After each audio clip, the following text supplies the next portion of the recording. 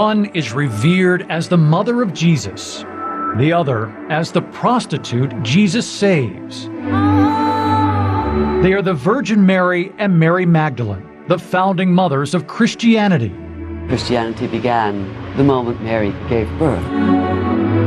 But now, new evidence paints a different picture of who they really were. Catholics have shifted what they're teaching about Mary. Protestants are now taking another look. It's going to ask people, I think, to rethink some really fundamental things about Christian theology, life, and practice. At stake is the future of the Church. These issues must be addressed, and they will have to be addressed if the Church is going to survive.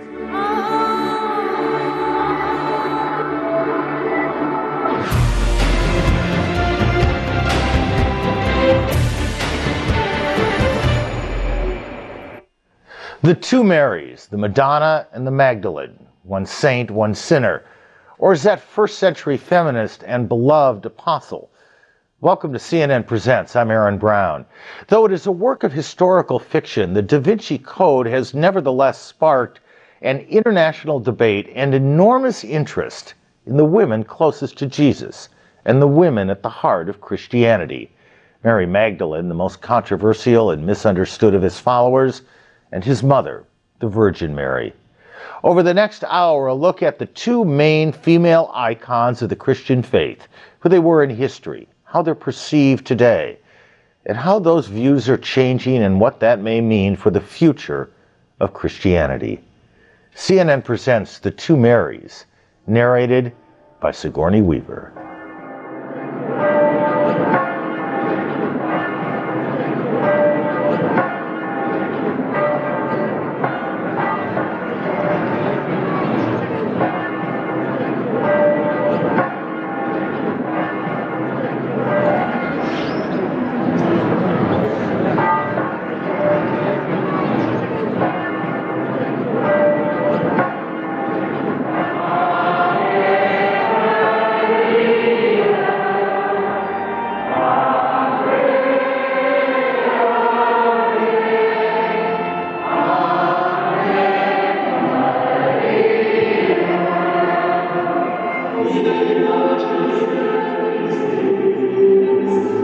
They are two of the most popular women on the planet. Billions pray to them. Great temples honor them. And both are bona fide media stars in blockbuster movies and in best-selling books. And this, despite the fact that they have both been dead for nearly 2,000 years. One is venerated as the mother of Jesus, the good Virgin Mary who said yes to God's request, and who reigns from heaven crowned with stars. In a sense, you could say that Christianity began the moment Mary gave birth. In fact, you could say that our whole modern world begins the moment Mary gave birth. It's the way we date our checks, it's the way we make dates, it's the way we count our age, count our anniversaries and so on, from the moment Mary gave birth. The other Mary, called Magdalene, is the bad girl who was seized by demons. In ancient times, scholars say, her flaming red hair was a sign that she was touched by Satan. Until she found Jesus, and her conversion at his hands made her Christianity's original hooker with a heart of gold. I think I learned what most people did, which is that Mary Magdalene was a repentant prostitute.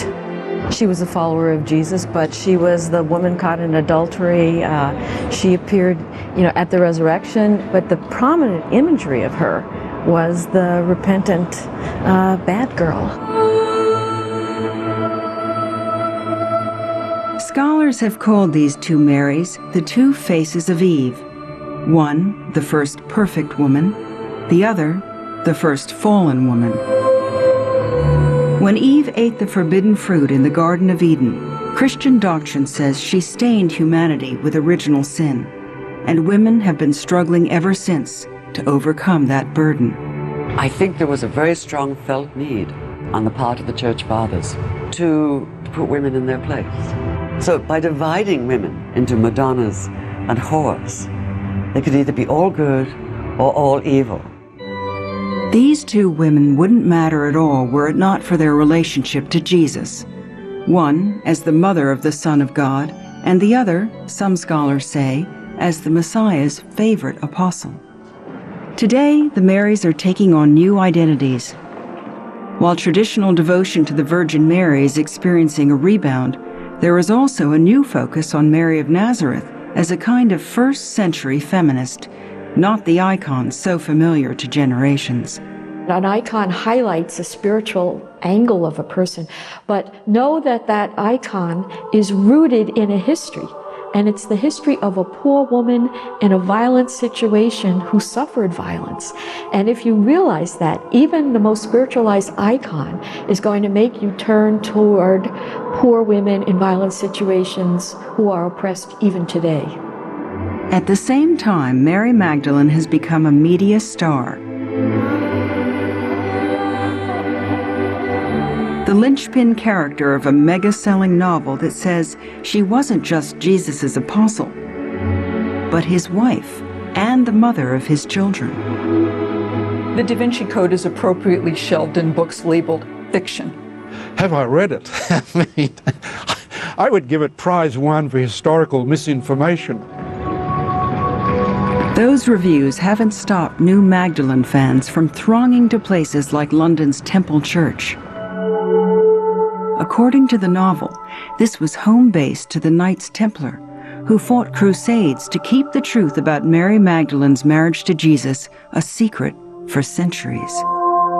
We must now have 50 visitors or more every day coming into the church and asking the verger on their entry, "Have you read the book?"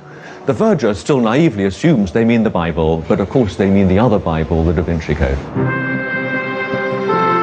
This change in perception among both scholars and the public that Mary Magdalene was a leader and not a sinner is nothing short of seismic, especially for Christian women who filled the pews but not the pulpits and who now want their due.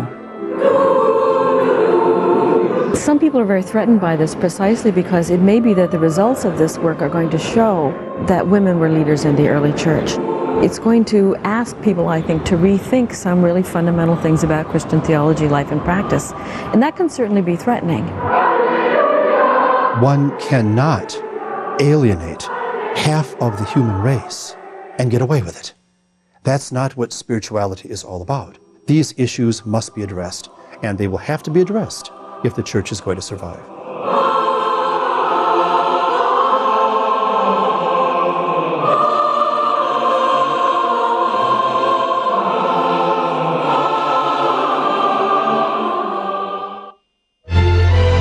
We now return to CNN Presents The Two Marys. Hail Mary, full of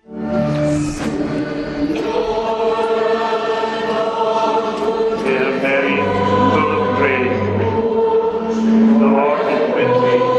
Blessed art thou among women. Hail Mary, full of grace. It could be the most popular Christian prayer on the planet. Every hour, millions of people the world over pray to her, echoing the angel Gabriel's astonishing announcement. She was to be the mother of God's Son. Hail Mary, full of grace. Hail Mary, full of grace, said Gabriel, the Lord is with thee. With that endorsement, the Virgin Mary, an icon in blue, was soon elevated by the early church fathers to a lofty throne as the Queen of Heaven, and she hasn't stepped down since. They couldn't deal with the real Mary. She was just too strong, too intelligent, too capable. They had to sort of pare her down, make her two-dimensional, just this icon. They had to make her virgin and only virgin. And the icon, as centuries of artists have shown us, is blonde and blue-eyed. But the reality may come as something of a shock. I would assume that she looked like other Middle Eastern women, which would have been dark-haired and dark-skinned, and she probably would have been about the same height as women of her time, and what we know about that is that's probably 5 feet, 5'1", 5'2", somewhere in there. And scholars say her name wasn't Mary, but Mariam. In the Aramaic language she spoke in a small town called Nazareth. It was a rural existence governed by the rituals of Jewish life and by Roman soldiers in the nearby city of Sepphoris, a frequent target of Jewish rebels. According to journalist Leslie Hazelton, author of Mary, a flesh and blood biography of the Virgin Mother, Mary was not just an observer, but directly involved in the politics of her time. There's no doubt in my mind that she, because she knew the ins and outs and all the side roads of the hills, where the caves were, where you could hide, where you could safely go, nobody could track you, even at night, without a moon, especially on moonless nights. She would have been used to, and she would have wanted to, guide rebels who were fleeing from the military to safety, rather like a kind of underground railroad. The Virgin Mary as the Princess Leia of her day, defending the rebels against the evil empire? Perhaps, until the 13-year-old Mary, who was not yet married to Joseph, got some news from an angel that she was pregnant and the father was God. Now imagine a Jewish girl in this era going to their mother and father and saying, well, I've got good news and I've got bad news. I'm going to be the mother and the Messiah, and no, my fiancé is not the father. I mean, this doesn't work in that sort of setting. You know, it's a scandalous story. Yet Mary may also have had some powerful supporters. It might have been the case, as it is in many rural cultures even today, that a pregnant girl was not anomalous, and that the rest of the village, particularly the women in the village, would have helped Mary through her pregnancy and supported her. She was very much at risk in that pregnancy, until Joseph decided to throw the mantle, you might say, of his patriarchal protection over her and take the child as his own.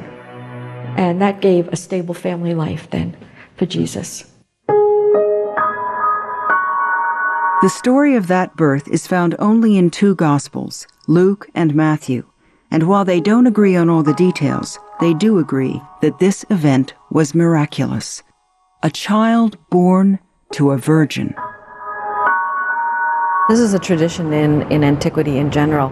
If you're important, you had a special birth. Alexander the Great had a virgin birth. His mother was impregnated by a god. It's what you do, okay? And so certainly that emphasis on Jesus' special birth, the wise men, the angels, all of it, you know, have to do with showing that this is somebody you can expect great things of, and of course precisely that's what happens. Believers in Jesus took that from the prophecy they found in Isaiah, where they read the saying, "Behold, a virgin shall conceive and bear a son, and call his name Jesus." And some of them must have read that and said, aha, that's what it was. His birth was a miracle. Nobody was looking for a Messiah coming out of Nazareth. This is why Nathanael in John 1 says, can anything good come out of Nazareth? According to the prophecy of Isaiah, no. The Messiah would come from Judea, from the house of David, the house of kings. Which is why the gospel writers said Jesus was born in Bethlehem of Judea, an arduous ride for the pregnant Mary, some 70 miles to the south of Nazareth. But did the gospel writers get it wrong? What seems far more likely, and the only thing that makes sense to me, is that they registered for the census not in Bethlehem of Judea, which is right beside Jerusalem, but in Bethlehem of the Galilee, which still exists. Bethlehem of Galilee, a village just over the hill from Nazareth, is an area that Israeli archaeologist Avram Oshri has recently begun excavating.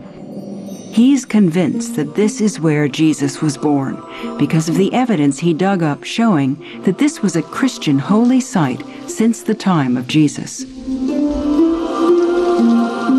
After that, in the Byzantine time, we see a great Christian community here that left here a very large church, a monastery, and the whole settlement was fortified by a wall surrounding it. If this Bethlehem is the real birthplace of Jesus, not only would it upend centuries of tradition that have led pilgrims to Bethlehem of Judea, but it would also have explosive religious consequences. Could the archaeologist be right? Oh, I think that's Love's Labour's lost, that theory. For Jesuit scholars like Father Gerald O'Collins of the Gregorian University, also known as the Pope's Harvard, the theory cannot trump the Christmas story told to us by the Gospel of Matthew. Jesus was born in Bethlehem, and Matthew gives us that, and Mary and Joseph are living in Bethlehem in Matthew's Gospel, and that makes thoroughly good sense. Whatever the truth of the Bethlehem story, the star of the tale was Jesus, not Mary, whom the Gospels mention just 13 times, and not always by name. She's in there by virtue of her relationship to Jesus, both as his mother and also, as Luke portrays her, as a disciple of Jesus. But the gospel writers were not interested that much in her story. So early Christians and later scholars have had to fill in the blanks. The most popular tradition says she died at this church on Mount Zion, overlooking the hill where her son was crucified, and that she was taken to be buried in a tomb near where her son was betrayed on the Mount of Olives. And within a few centuries, Mary of Nazareth would make a stunning comeback as the Mother of God. We've come to appreciate she's a figure that's like the Church, Mother Church putting her arms around all of us, and we do need a mother. We want a woman that loves us and cares for us deeply.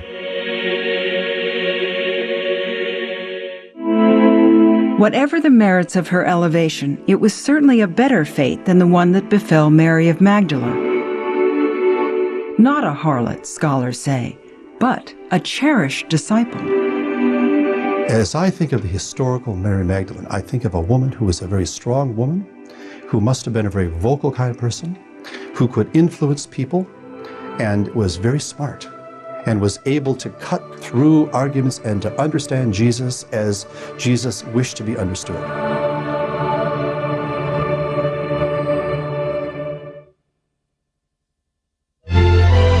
We now return to CNN Presents The Two Marys.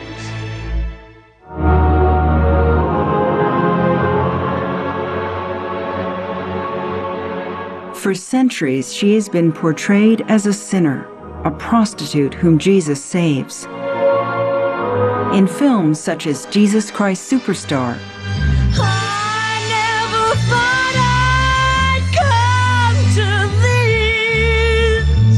What do you think? And The Last Temptation of Christ, Is it so bad sharing a prostitute's room? that tradition continues. And yet, Mary Magdalene is also adored by millions who see in her humanity what Jesus saw, a humanity that makes her a powerful witness to his life and his resurrection. It's no surprise, then, that today she is the subject of not only a blockbuster novel that turns her into the wife of Jesus, but also of a surge of scholarship that recasts her role in an entirely new and different way. Neither a whore nor a wife, but a witness. Someone who preached to the apostles, someone who was a woman who was a leader in the community.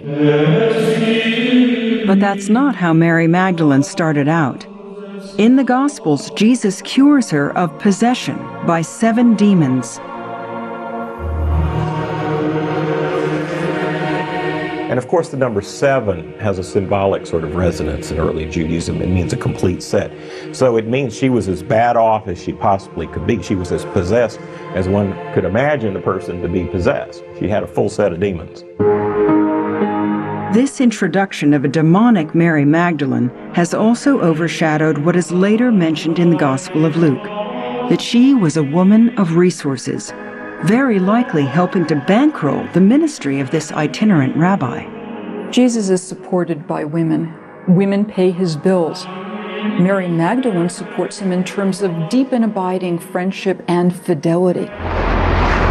The The source of her income was probably the fishing business, which in first century Galilee, historians tell us was profitable and tough, just as it is today. If she grew up in a fishing village, I'm putting my money on the fact that somehow, some way, she was involved in that trade or helping somebody in that trade. And so I would say that she was a working girl. While the Virgin Mary's hometown of Nazareth has become a shrine to her memory, Mary Magdalene's home is a neglected ruin. There's not much of Magdala left. In fact, there's hardly anything left. There are the ruins of a 6th century Byzantine monastery built there 6 centuries after Mary Magdalene's time. And they're very beautiful ruins. They're closed to the public. The Magdalene's reputation is all the more surprising, given what the Gospels tell us about who she really was. She was a beloved disciple. She might have been the beloved disciple, and she was very close to Jesus, a soulmate of Jesus. You can see the way the Galilean Gazette would have read. Radical rabbi and disciples, including women, traveling throughout Galilee teaching. Oi!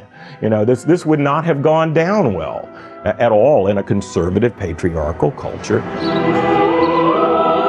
Other scholars say that the Magdalene's high-profile role would not have been surprising.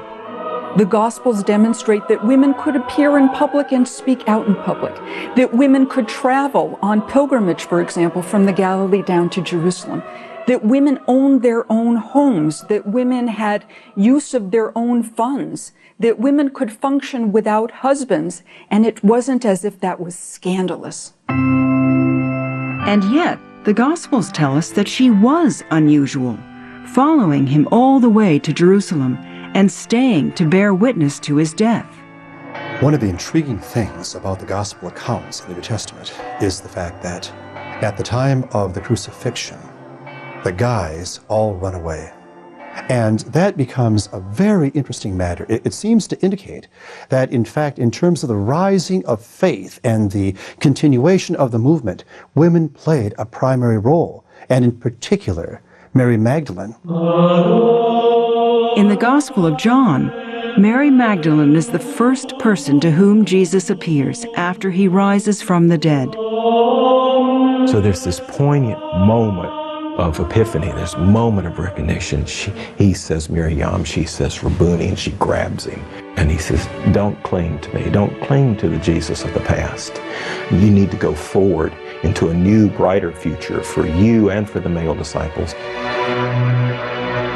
And then she disappears from the scene, only to reappear centuries later as a prostitute, the woman with the alabaster jar filled with precious ointment for washing Jesus' feet. How did this happen? There is a story about a woman who is a member of the oldest profession in the Gospel of Luke, just before the first account of Mary of Magdalene. And Gregory the Great, at the end of the 6th century, read that story and read about Mary and conflated the two and drew the conclusion that Mary herself was a prostitute. Gregory the Great just happened to be Pope, and when he preached this revised version of Mary Magdalene in the year 591, his sermon turned her into a fallen woman for the next 1400 years. While Mary Magdalene was being downgraded, Mary of Nazareth was getting her own makeover, one that some say fills a primal need. What we need is to be able to conceive of the sacred, of the divine, without gender. Until we reach that stage, and we're not there yet, just as the ancients needed the goddess, so do we too. And Mary becomes that goddess.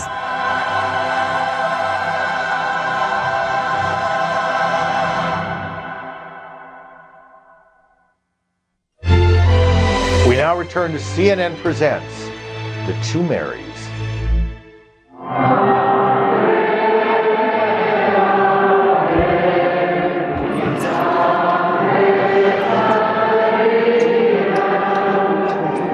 A pilgrim from a religion other than Christianity could be forgiven for thinking that Christians worship a goddess, and that her name is the Blessed Virgin Mary.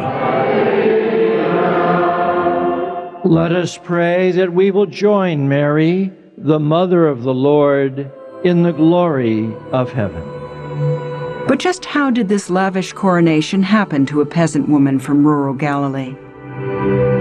According to Luke, who wrote the book of Acts, Mary is present in the worshiping community in Jerusalem following the death of Jesus. And that's the last time we hear reference to her in all of the Acts of the Apostles. I like to think of her as the sort of center of such a community. They want to worship her. She says, no, I'm one of you. We are all equals.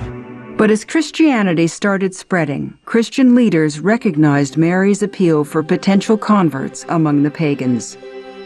If you go back and you read the prayers to the goddesses and the shrines of the goddesses and the rituals of the goddesses, they were beautiful, and they had to do with healing and with salvation and with comfort in all kinds of ways.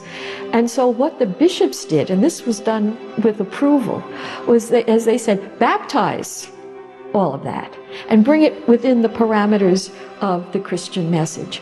And so the titles, the shrines, the iconography of the goddess got transferred to the feminine figure in the Christian tradition connected with Jesus at his birth, namely his mother.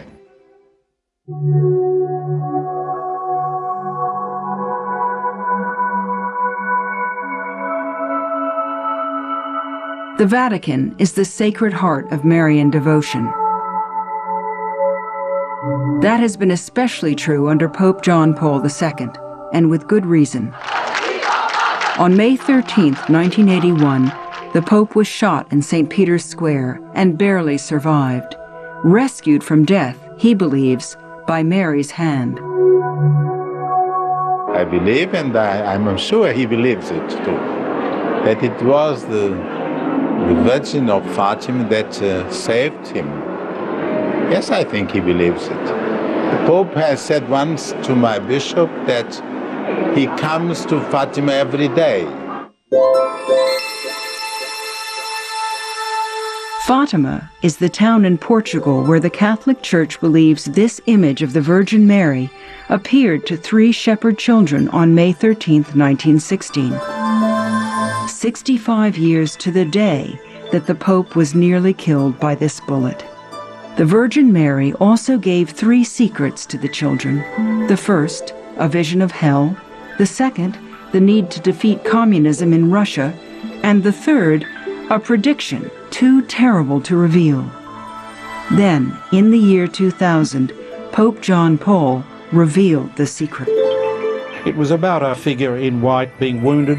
It wasn't a precise prophecy of what happened to the Pope in 1981, but it was a kind of vague picture that fitted that occasion, and there was nothing very startling about it. And I'm very glad they came out with that, because that was a happy hunting ground for religious fanatics.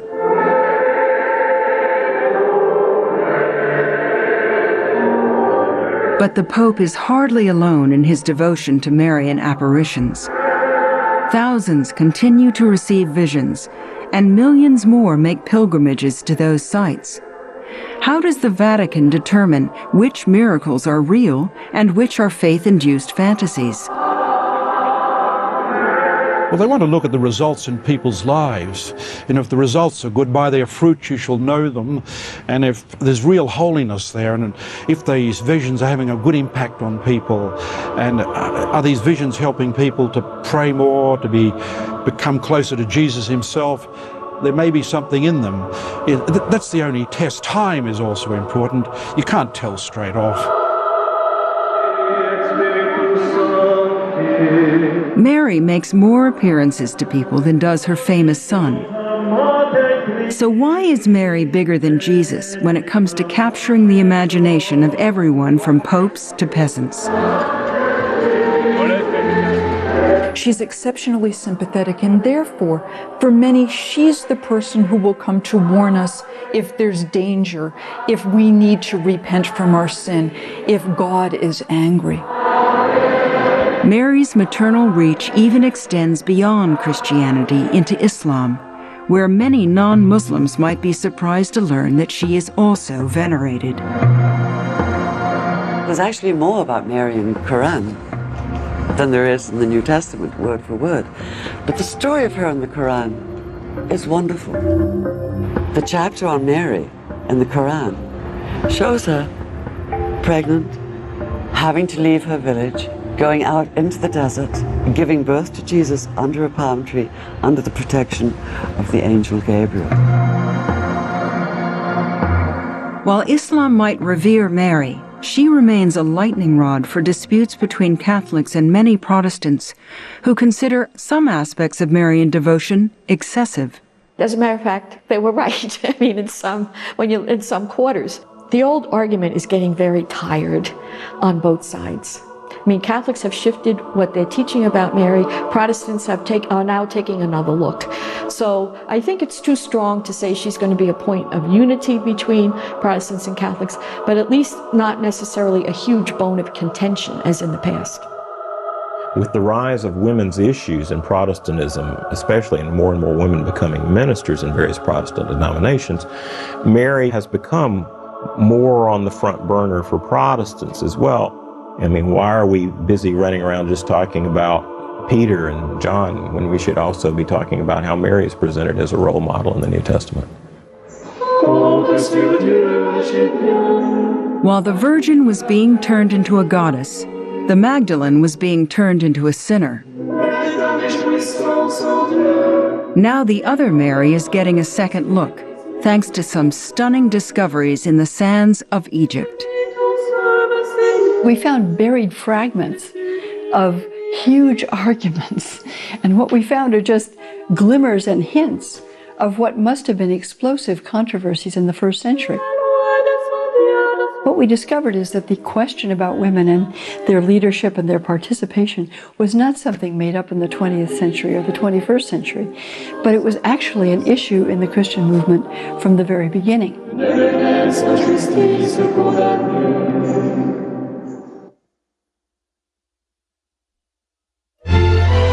We now return to CNN Presents The Two Marys.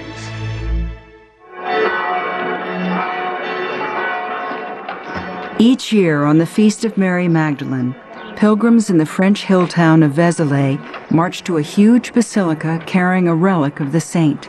A piece of her rib, the tradition says, is one of the few clues to her fate. Mary Magdalene disappears from the Gospels after Jesus does, leaving church patriarchs to paint a picture of her as a woman on the wrong side of the Garden of Eden. I hesitate to say it was done in bad conscience, but it was done by men who were used to power. It was done by men who could not envision women taking a powerful role, or women being that close to Jesus. The effect of that was to eliminate Mary from any kind of serious consideration as an apostle, because that is not the kind of cloth out of which apostles are cut. Apostles are not repentant whores, and that had the effect of marginalizing Mary from that point on. It took the Catholic Church until 1969 to formally undo Pope Gregory's sermon turning her into a prostitute. But by then, the image of the sinful Magdalene was set, bolstered by 15 centuries of sensuous Christian art. There's something about Mary Magdalene as a repentant prostitute which allows painters and artists to keep the voluptuousness and the sensuality within the Christian tradition by making it repentant. So in some ways I think she's marvelous for artists, precisely because it's a place to allow femininity, to have a place in the Christian tradition that they might not otherwise easily find. All that began to change in 1945. When an Egyptian goatherd discovered a jar of papyrus documents in a dry riverbed at Nag Hammadi, documents that would threaten centuries of Christian teaching. They contain a treasure trove of over 40 new texts, most of which belong to Christianity in the 2nd and 3rd centuries. And they are basically allowing us to fill out and to some degree even rewrite portions of the history of Christianity in those centuries. But rewriting does not come easily to a 2,000-year-old religion. The Nag Hammadi texts, known as the Gnostic Gospels, reveal mysteries that offer a secret way to salvation. If Jesus said something like, if you bring forth what is within you, what you bring forth will save you, it doesn't suggest that you need a church or a priest, or you don't maybe need to be baptized. So it's about seeking. It's a very different kind of path. And it was different from the one that the leaders and bishops of the church found useful for organizing the Christian communities. Church leaders declared this Gnostic path a heresy. But just as revolutionary as Gnostic practice was the Gnostic view of the feminine role. One of the features of Gnostic thought that made the Gnostics so attractive is the fact that the Gnostics were clear in acknowledging that God is male and God is female. There are gods and there are goddesses. There are male and there are female manifestations of the divine. And this gives a power and an inclusiveness to Gnostic theology. This power was on display most vividly in the newly discovered Gospel of Mary Magdalene, the first gospel named after a woman. While scholars say that she probably didn't write it, these words from the gospel itself put Mary in direct conflict with Peter. Quote, "Did he really speak privately with a woman and not openly to us?" Peter asked. "Are we to turn about and all listen to her? Did he prefer her to us?" The Gospel of Mary makes the strongest argument for women's leadership probably of any text in all of antiquity, precisely because it argues that leadership should be based on one's interior spiritual maturity and not on whether one is a man or a woman. So does this mean Mary Magdalene, rather than Peter, could be the first pope? You know, that is a bizarre idea that Mary Magdalene is the first pope. She is the first Easter witness, and that's a decisive moment. But the people didn't use the word pope then, and Peter was clearly the leader of that core group of 12.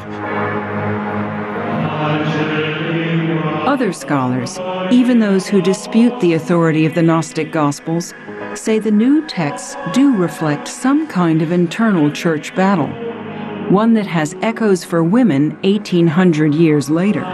I think there may well be some kind of struggle from the 3rd or 4th centuries AD between the dominant tradition, which is represented by Peter, and then Mary Magdalene becomes a sort of heroine figure for this subdominant voice that still wants to be heard. Another Gnostic text, the Gospel of Philip, seems to tell us that Jesus' relationship to Mary Magdalene was intimate. It says he used to kiss her often. Likewise, Protestant reformer Martin Luther thought Jesus and the Magdalene may have been a couple. And the songwriters of Jesus Christ Superstar couldn't resist the idea either. So the Da Vinci Code's thesis isn't new. But could it be true? Even feminist theologians have trouble buying into that one. So for her to be standing in the text next to Jesus and not be called Mary, wife of Jesus, but be called Mary of Magdala would be unique in all of ancient literature of any kind. And as historians, we don't like unique. And in my mind, that simply settles the issue right there. So what is behind the enduring fascination of a romance between the Savior and the siren? In a Jesus-haunted culture, everybody wants an approachable Jesus. And one of the things that is underlying this thing is the humanizing of Jesus. Remember the song. What if God was one of us? There's this motif in our culture of wanting to humanize God or make him more like us, bring him down to our level. The debates are not likely to end because the underlying issues, authority in the church, the role of women, continue to percolate. And so does the search for the real meaning of the two Marys. Give us Mary. Give us Mary. She doesn't belong to the hierarchy of the church. She belongs to all of us. Let us have Mary again. Let us have Mary Magdalene. Let us have Mary, the mother of Jesus. Let these figures not be a part of official theology, let them be a part of our lives.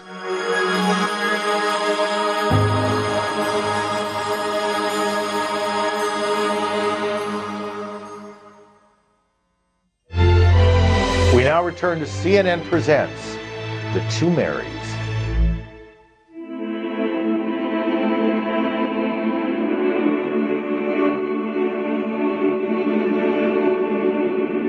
Two women, both named Mary. While scholars try to forge a new reality for the Marys, those views can collide with the weight of Christian tradition. 2,000 years of the Madonna and the sinner. For Catholic, Orthodox, and some Protestant churches that bar women from the pulpit, the idea of the Magdalene as an apostle could completely redraw the face of Christianity. More and more women do not want to raise their children in the church. When their girls are told, you cannot do this, your daughters are told, you cannot do that, they are told, you cannot do this. Who wants to belong to an institution that keeps silencing you? For Protestants, rediscovering a role for Mary, the mother of Jesus, could be equally unsettling. I would like to see the rehabilitation of traditions about Mary based in the scriptures as a model disciple and one who wrestles with understanding Jesus and so is very approachable. It's not just that people are looking for reasons to be able to ordain women, for example. It really is a matter of looking at the tradition and writing it accurately historically so that we have a strong historical basis to build contemporary theology and church life.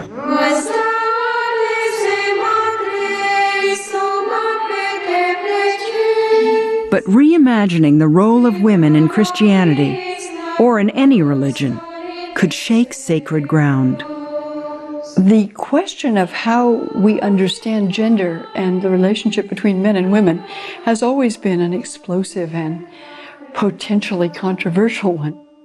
It can, break societies apart. But scholars argue that the enduring appeal of the Virgin Mary and the renewed interest in Mary Magdalene can point the way to a new future by recovering the authentic past. Christianity comes from real people who lived in real places, and it's rooted in Jewish history, and any good interest in Mary and Mary Magdalene is part of this rooting of the Christian story in its origins, which is historical. And more potentially explosive documents about the Christian story, scholars say, are out there, just awaiting discovery. There are more documents there to be read that will shed more light on Jesus and Mary Magdalene and the mother of Jesus and what happened in the early church. There are more gospels to be found, and those gospels in turn will change our way of looking at the ancient world and the early church. What was the relationship like between the Virgin Mary and Mary Magdalene? Well, they certainly shared Jesus in common. But more than that, I think they shared in common a hope for a better world, a concern that people unite and work together. A sense that women can accomplish enormous amounts, both individually and in particular, if they work together. So the arguments about the Marys that took place centuries ago, arguments long considered settled, are being renewed with fresh evidence to fuel them and with women getting equal time for the first time. Will a new vision of the two Marys push Christianity to places it has never gone? Or will it divide it like never before? No matter what new evidence is found, one thing is certain. Nearly 2,000 years after they walked the Holy Land, the world is still looking to the Marys for answers.